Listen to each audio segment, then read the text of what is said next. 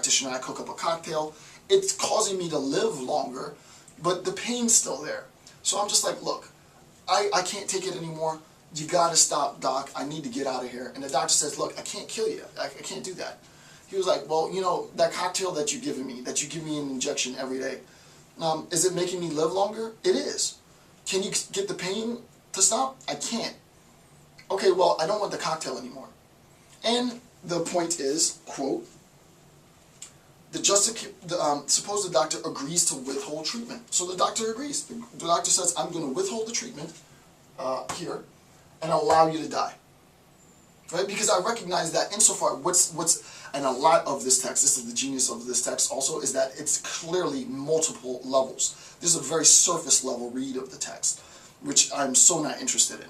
There's a deeper read in the text. The deeper read in the text is that insofar as I'm withholding treatment as a medical practitioner, and insofar as you've asked me to die, what I'm agreeing is, okay, I'm going to allow you to die. Okay? I'm going to allow nature to take its natural route, and the patient's going to die, which will expedite the alleviation of pain. That's the subtext, right? The whole point of the subtext is that what's at stake here in Rachel's example is that the doctor uses death as a means of ultimate pain alleviation. Say that again.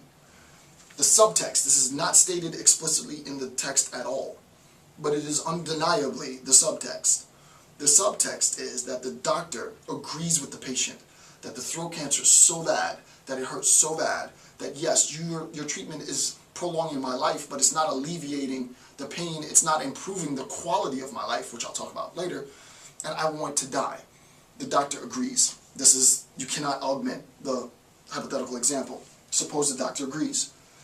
The agreement to withhold treatment is in response to the pain.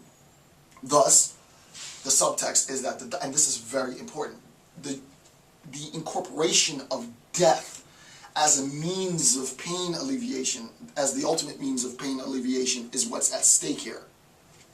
That should be clear. So I think I've explained that clearly. Next, quote, but notice this. If one simply withholds treatment, this is Rachel's critique on his hypothetical example. But notice this. If one simply withholds treatment, it may take the patient longer to die, and so he may suffer more. Right? Who knows how long it's going to take for this patient to die if treatment is withheld. I'll read the next step in a little bit. If more direct actions were taken and a lethal injection given. The idea is, if I allow this patient to die, and I agree, as the hypothetical doctor, that the patient's suffering, and death will be the mode of ultimate pain alleviation, who knows how long it might take for the patient to die. It could take a few hours, it could take a few days. In those few days and few hours, not only is the patient going to die, but the suffering, which we were trying to temper, is now going to reach its apex, and it's going to be agony. I mean, you know, this is when I do my philosophy of death lecture, it's like, you know, I'm very aware of my own mortality, and you should, you know, I got to pause for a second. You should also be very aware of your mortality. We're not talking about this in the abstract, like you are going to die. I am going to die. I hope that I have a good, we'll talk about this in my series as well, right? I hope that I have a good death. That's what you want. This is the worst way you can go, right? This is one of the worst ways you can go, where you're completely cognizant, where you're completely aware, and your pain is at its apex, and you die aware and in total pain. At least if you're not aware, then you're not aware. And obviously if you're not in pain, then that's a great way to go. But if you're totally aware and you're in excruciating pain up until the last breath, I mean, you know, what's the point, right?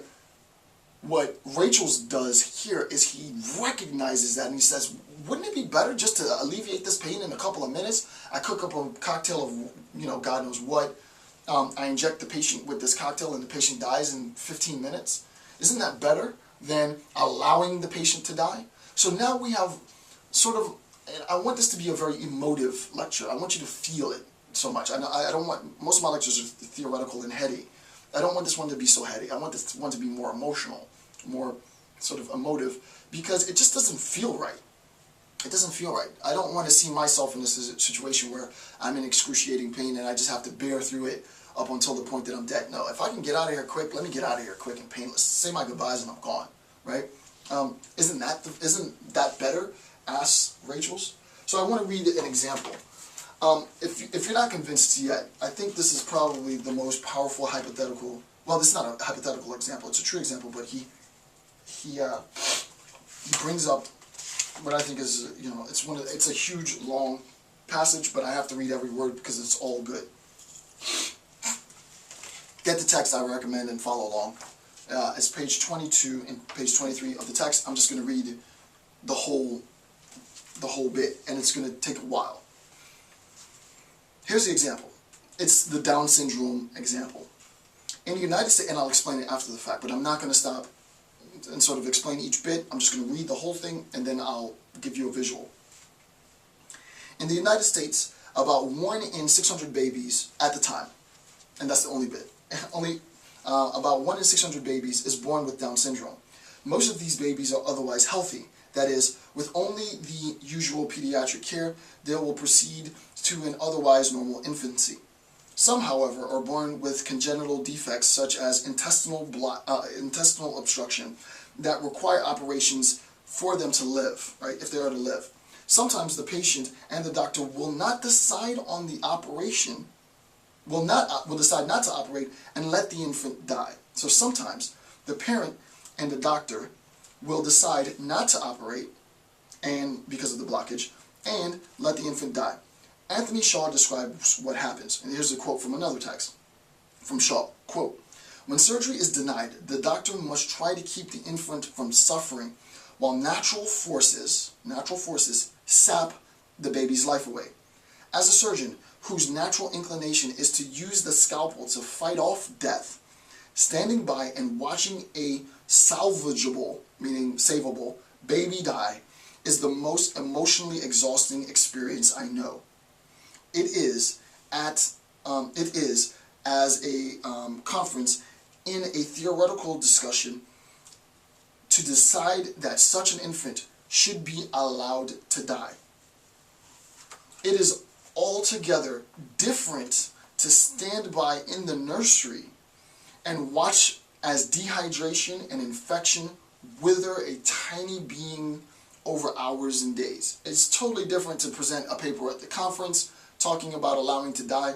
It's another thing, like me, the medical professional, quote unquote, it is altogether different to stand by, not at the conference, but in the bedroom, in the caregiving room, in the nursery, and watch as dehydration and infection wither a tiny being over hours and days.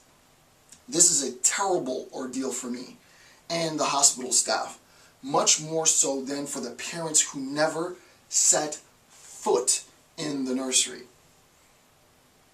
I do have to stop there. The parent allows the child to die.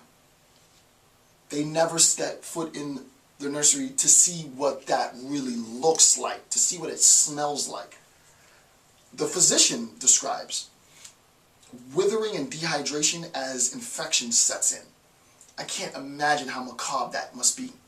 Just to sit there and watch a life allowed to die, just to wither and to die because of an intestinal obstruction. Okay, for Down syndrome babies. Okay. Now, back to James.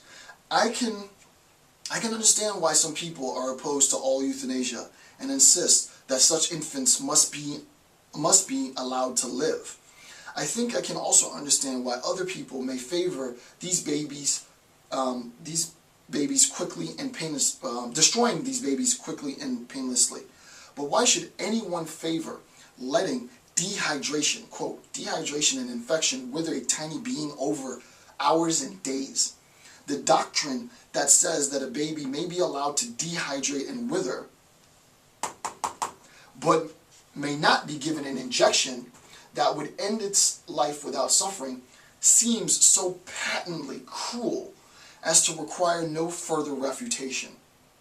The strong language is not intended to offend, but only to put the point in the clearest way possible.